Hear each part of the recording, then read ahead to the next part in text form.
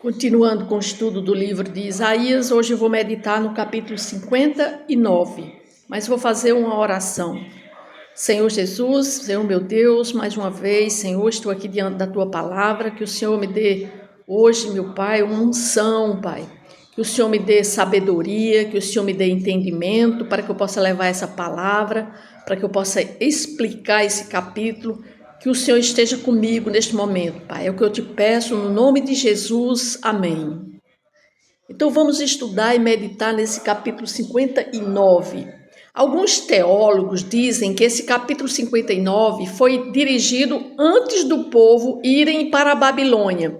Já outros dizem que não, que esse também foi dirigida para a nação de Israel pós-exílio. Como eu falei no capítulo anterior, a partir do capítulo 56, é uma nova fase no livro do profeta Isaías, como que ele está se dirigindo para os israelitas que estavam pós-exílio. Mas aqui nesse capítulo 59, alguns teólogos dizem que essa palavra foi dirigida antes dos israelitas irem para o cativeiro babilônico, ou seja, eles estavam tão envolvidos no pecado que aqui o profeta se dirige à nação inteira de Israel.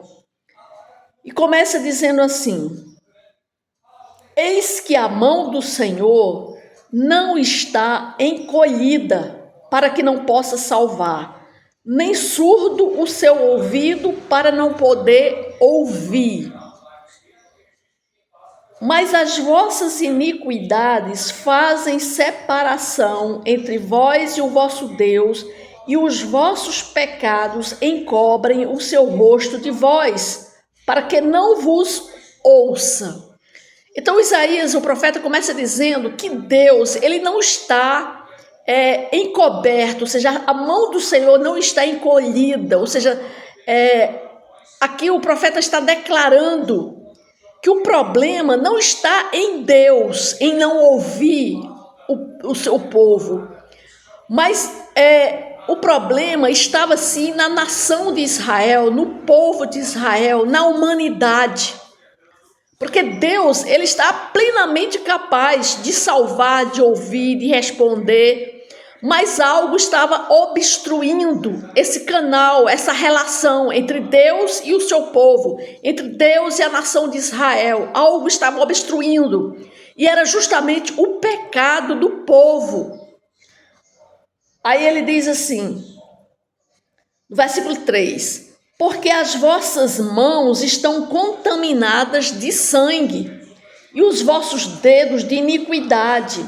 Os vossos lábios falam mentiras, e a vossa língua profere maldade. Ou seja, aqui também o profeta Isaías estava se dirigindo também às lideranças. Aqui é como se ele estivesse se dirigindo às lideranças de Israel. Ou seja, talvez um rei que estivesse governando naquela época, e era um rei iníquo, um rei que mandava matar aqueles que fossem contrários a ele, ou seja, um rei do mal, né? Porque o profeta aqui, ele prossegue descrevendo a natureza do problema que estava sendo acometida aquela nação. Ele fala da iniquidade, né? Que separava as pessoas de Deus, como uma muralha intransponível, né? Que ele diz, as vossas iniquidades fazem separação entre vós e o vosso Deus. Ou seja, é como se uma muralha estivesse separando Deus de ouvir o seu povo. E essas iniquidades, o pecado, representava os pecados, as injustiças que permeavam toda a sociedade, a partir do próprio rei, né, que mandava matar as pessoas, como ele diz, porque as vossas mãos estão contaminadas de sangue. Então isso criava uma barreira entre Deus e as pessoas, entre Deus e a nação de Israel. Isso nos lembra também que nossas ações, elas podem ter consequências espirituais significativas.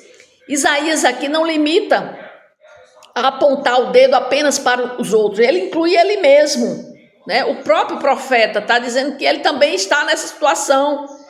E a descrição aqui da situação é, à medida que nós nos aprofundamos na leitura da palavra, Isaías vem a ilustrar a sociedade degradante daquela época, porque ele começa, a partir do versículo 3, ele começa a dizer que as mãos estão contaminadas de sangue, se referindo ao rei, que naquela época era um rei mau, né, que mandava matar pessoas.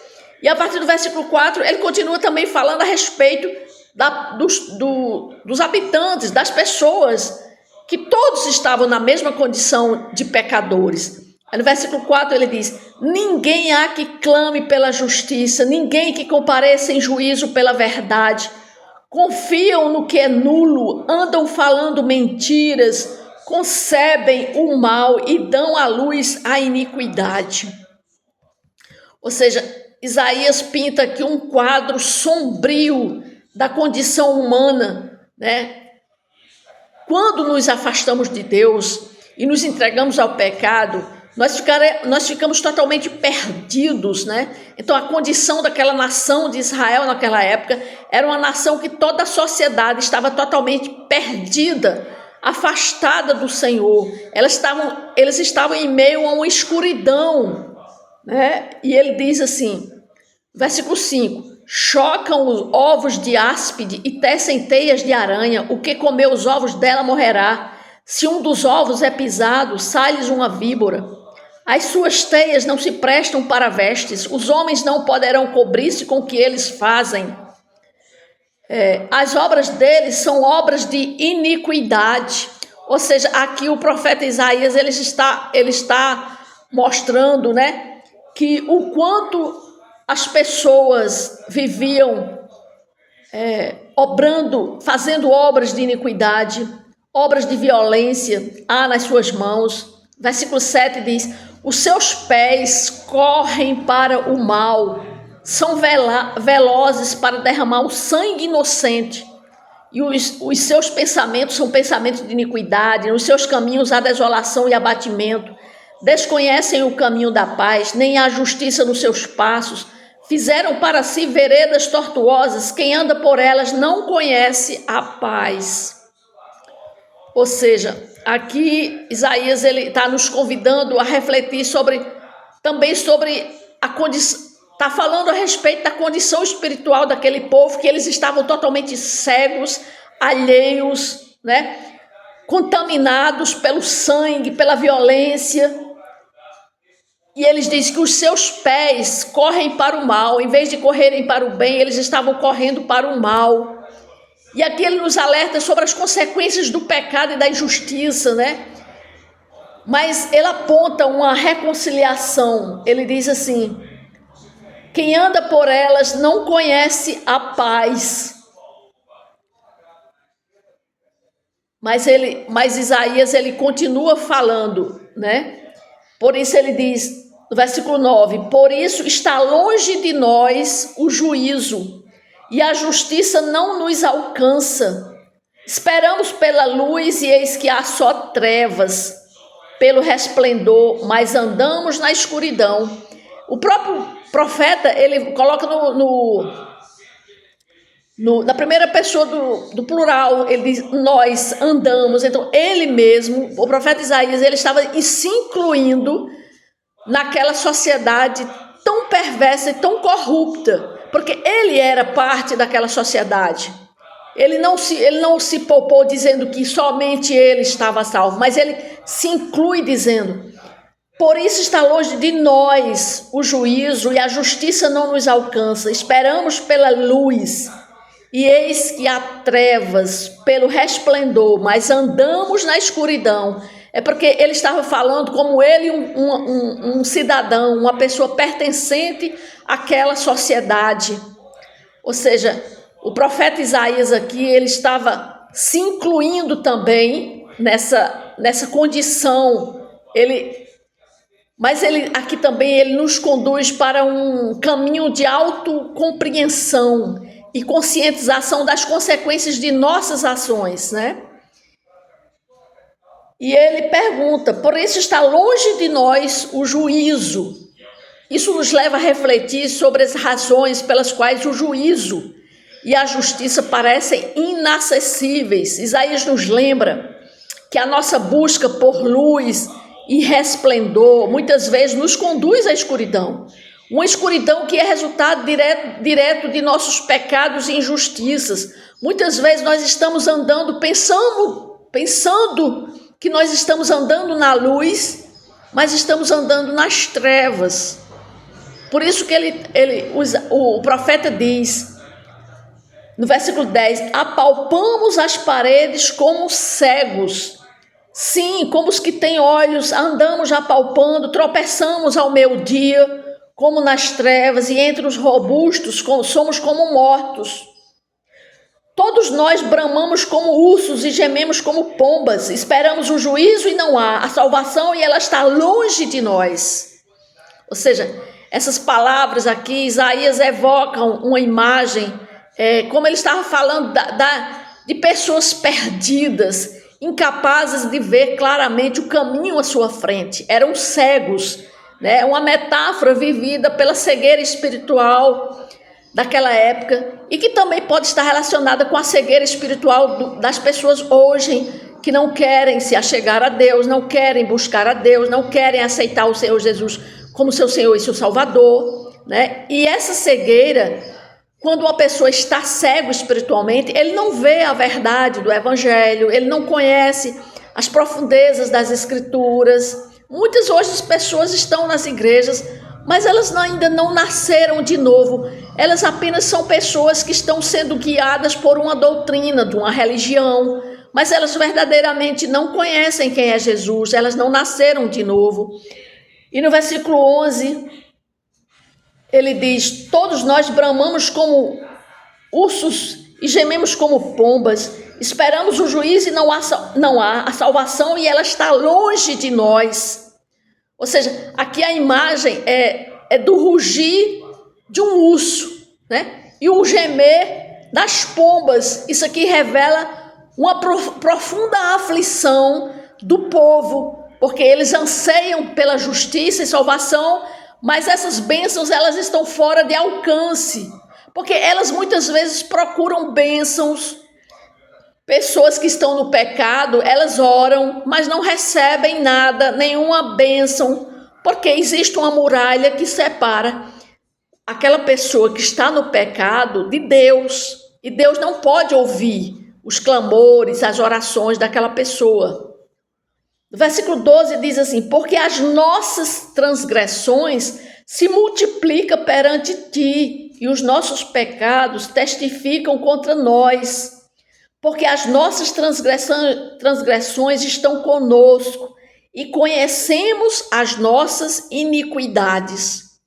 Ou seja, aqui Isaías nos ensina que o primeiro passo, ele diz aqui, aqui ele está falando o reconhecimento. Aqui Isaías está falando que aquela nação que andava em pecados, ela precisava reconhecer o seu pecado. E aqui ele está dizendo, e os nossos pecados testificam contra nós. Então aqui Isaías está mostrando que quando a pessoa reconhece que é pecador, ele diz que os pecados testificam sobre ele. Porque as nossas transgressões estão conosco, e conhecemos as nossas iniquidades, como o prevaricar, o mentir contra o Senhor, o retirarmos-nos do nosso Deus, o pregar opressão e rebeldia, o conceber e proferir do coração palavras de falsidade, pelo que o direito se retirou e a justiça se pôs de longe, porque a verdade anda tropeçando pelas praças e a retidão não pode entrar. Então aqui Isaías está dizendo, tudo que estava separando as pessoas de Deus era o quê? Era o prevaricar, o mentir, o se retirar da presença de Deus, o mentir contra o Senhor, né? O pregar opressão e rebeldia, o conceber e proferir do coração, vindo do coração palavras de falsidade. Tudo isso eram os pecados que separavam aquele povo da presença de Deus. Nós vimos antes, anteriormente, que haviam pecados muito maiores, que eram obras de sangue, né? Obras de iniquidade, assassinatos, né? Tudo isso. Mas aqui Isaías continua também dizendo que existem, além desses pecados, outros que faziam separação daquele povo de Israel, da presença de Deus. E então ele está falando assim, como que dizendo que todos têm que reconhecer os pecados. Aqui ele estava reconhecendo quais eram os pecados, né? Então o reconhecimento, a restauração espiritual, ela é necessária. E ela só vem através do reconhecimento sincero dos nossos próprios pecados e falhas. E é um chamado à humildade, à autoavaliação, né? De nossa necessidade de arrependimento. A metáfora aqui que Isaías usa da cegueira espiritual nos alerta para a importância de enxergar nossos próprios erros antes de podermos esperar pela luz e pela justiça de Deus. Nós temos que estarmos nos avaliando continuamente se nós estamos realmente retos diante de Deus. Porque aqui é um momento de reflexão sombria e também um momento de esperança, né? E ele continua dizendo, sim, a verdade sumiu e quem se desvia do mal é tratado como presa. O Senhor viu isso e desaprovou não haver justiça. Viu que não havia ajudador algum e maravilhou-se de que não houvesse intercessor. Ou seja, aqui o profeta ele continua nos lembrando uma verdade fundamental. Porque ele disse que o Senhor olhou e não se agradou. O Senhor viu isso e desaprovou o não haver justiça.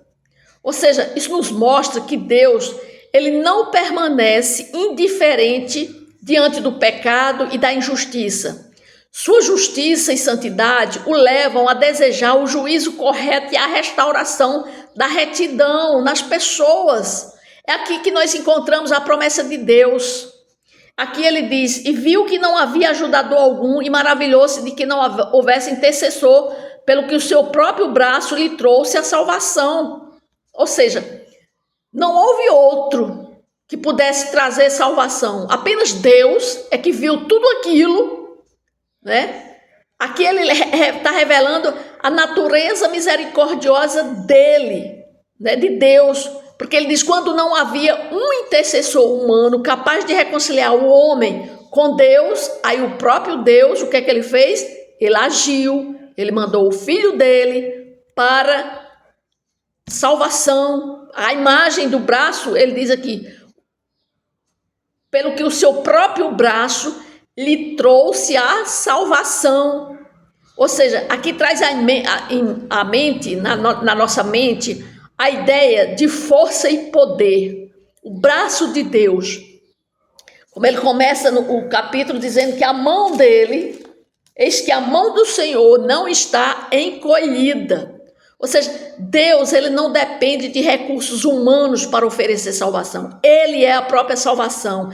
Ele é suficiente em si mesmo para trazer a redenção, a salvação. Ou seja, a sua justiça, ela sustenta essa ação, garantindo que a salvação seja uma resposta justa aos pecados humanos. É por isso que lá no capítulo 3:16 de João diz, Deus amou o mundo de tal maneira que deu o seu único filho para todo aquele que nele crer não pereça, mas tenha vida eterna. Então ele deu por amor o seu único filho. Então por isso que ele mandou a salvação para todos, porque é como aqui o profeta Isaías está dizendo, ele viu que não tinha um intercessor humano para que houvesse salvação, para que trouxesse salvação. Então ele vestiu-se, no versículo 17, vestiu-se de justiça como de uma couraça e pôs o capacete da salvação na cabeça,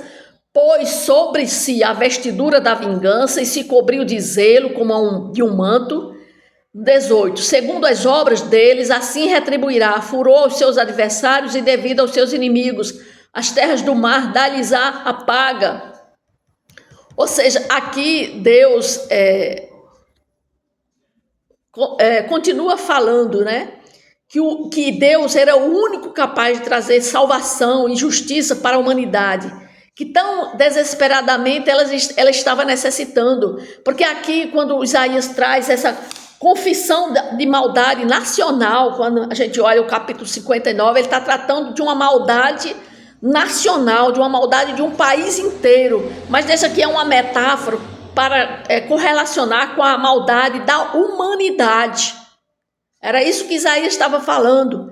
Então Isaías aqui, ele nos lembra que a misericórdia de Deus é mais poderosa do que os nossos pecados, e sua justiça, ela busca restaurar e retribuir, né, e reconduzir as pessoas que estavam distantes, dispersas, perdidas, para um caminho. Ele traz salvação para esse povo, e ele é o intercessor supremo, o provedor da justiça e a fonte de salvação eterna, né? Porque ele continua ainda dizendo ainda no versículo 19: temerão, pois, o nome do Senhor desde o poente e a sua glória desde o nascente do sol. Olha só,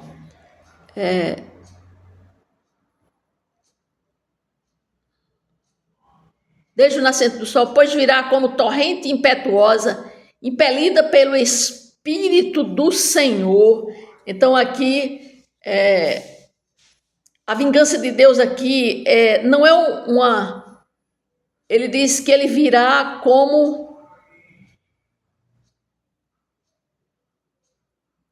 Temerão, pois, o nome do Senhor desde o poente, segundo as obras deles, assim retribuirá furor aos seus adversários e o devido aos seus inimigos, as terras do mar dá-lhes a paga. Temerão, pois, o nome do Senhor, desde o poente a sua glória, desde o nascimento do sol, pois virá como torrente impetuosa, impelida pelo Espírito do Senhor. Ou seja, aqui Deus não virá como um vingador, né? Como uma vingança de retribuição da parte de Deus, não. A vingança de Deus aqui não é movida por um desejo de ferir, mas sim por um compromisso em restaurar a justiça e retidão. E ele diz mais, versículo 20, virá o Redentor a Sião e aos de Jacó que se converterem, diz o Senhor. Tanto Deus estava falando, o profeta Isaías estava falando para aquele povo, virá o Redentor a Sião e aos de Jacó que se converterem, diz o Senhor. Quanto a mim, esta é a minha aliança com eles, diz o Senhor, o meu espírito que está sobre ti, as minhas palavras que pus na tua boca, não se apartarão dela, nem de teus filhos, nem dos filhos de teus filhos, não se apartarão desde agora e para todo sempre, diz o Senhor. Ou seja, essa promessa de uma aliança eterna com Deus é uma fonte de esperança e segurança para o seu povo, né? Aqui ele não apenas vê nossas necessidades, ele estava falando para aquele povo de Jacó, mas falou para toda a humanidade, né? Que ele vem apenas, a sua justiça aqui, quando ele fala que ele virá o Redentor a Sião, e aos de Jacó que se converterem, diz o Senhor. Então ele virá como Redentor, não só para Sião, para Jerusalém, para a nação de Israel, mas ele virá para todos, né? E ele diz assim, quanto a mim, esta é a minha aliança com eles e com todos, né? Porque aqui a intervenção que ele diz, né? A intervenção divina, que ele é o intercessor, porque ele não achou outro, né? Ele não apenas vê as nossas necessidades, mas age de maneira direta para nos redimir e restaurar. Então a vontade de Deus é ver seu povo restaurado, redimido. Ou seja, Deus ele vem para todos, né? Para toda a humanidade. Mas somente aqueles que crerem nele, no seu filho, pela atitude do seu filho de vir morrer aqui. Ou seja, somente aquele que crê, que se arrepende dos seus pecados. Primeiro, Deus veio para levar o arrependimento a essas pessoas. Assim, quando uma pessoa se arrepende e crê no Senhor Jesus, ele faz uma aliança com Deus. E essa aliança ele já prometeu aqui, a aliança eterna prometida por Deus é um lembrete que seu amor e compromisso conosco, eles são inabaláveis. Suas palavras aqui nunca se afastarão de nós. Ele estará sempre conosco. Sua presença se manifestará por meio do seu Espírito Santo, que está conosco desde agora até a eternidade, que é uma promessa de esperança, redenção e comunhão contínua com o Criador. Ou seja, Ele é o nosso intercessor supremo, nosso guerreiro divino, o guardião da nossa salvação. Ou seja, o que Deus está mostrando aqui é que Ele veio para salvar a humanidade. Aqui no capítulo 59, nós podemos refletir que Ele veio trazer redenção para não só para a nação de Israel, que se encontrava em um pecado generalizado, porque ele começa dizendo que eis que a mão do Senhor não está encolhida, ele não está afastado do povo, o povo é que se afastou dele. Ou seja, aqui esse capítulo nos apresenta um quadro da condição humana, né? Ele trata da maldade nacional, porque o nome do capítulo chama-se Confissão da Maldade Nacional, ou seja, está falando sobre toda a maldade da nação de Israel, mas também está falando sobre a maldade e o pecado generalizado em toda a humanidade. Ou seja, é um quadro que mostra, esse capítulo 59, da condição humana vivida, onde o pecado, a injustiça, a separação de Deus são notórios, são evidentes, né? E honestamente, quando nós olhamos ao nosso redor, nós também vemos que a humanidade, ela continua ainda, né? Separada de Deus por causa do pecado. O pecado reina na nossa sociedade, no nosso meio. Então o pecado, ele não se afastou. Jesus veio para redimir aqueles que estão no pecado, mas o pecado continua na humanidade. Então, assim como Isaías descreveu aqui, a multiplicação das transgressões, das iniquidades, porque nós vimos aqui que era uma sociedade corrupta, iníqua, a começar dos seus governantes, né? Todos eram iníquos, e a multiplicação das transgressões.